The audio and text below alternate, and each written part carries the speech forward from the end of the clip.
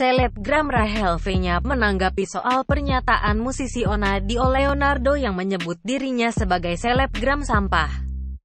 Dalam unggahan di Instagram Story, Rachel V-nya membuka sesi tanya-jawab dengan netizen. Rupanya, banyak netizen yang menuliskan kalimat pedas kepada selebgram dua anak itu.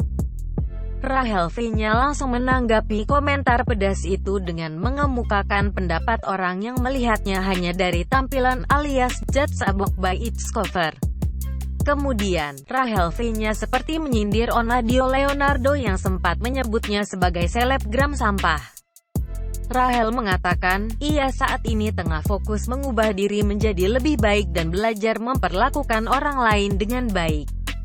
Mantan istri Okin ini lantas menyebut hujatan yang selama ini diterima bakal menghapus dosa-dosanya, sehingga ia menerimanya dengan lapang dada.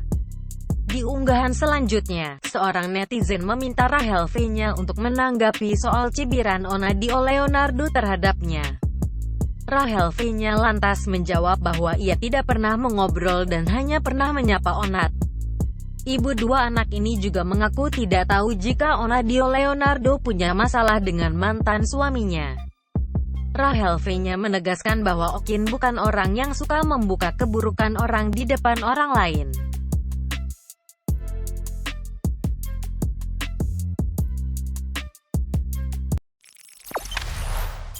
Jangan lupa subscribe, share, komen, dan like ya!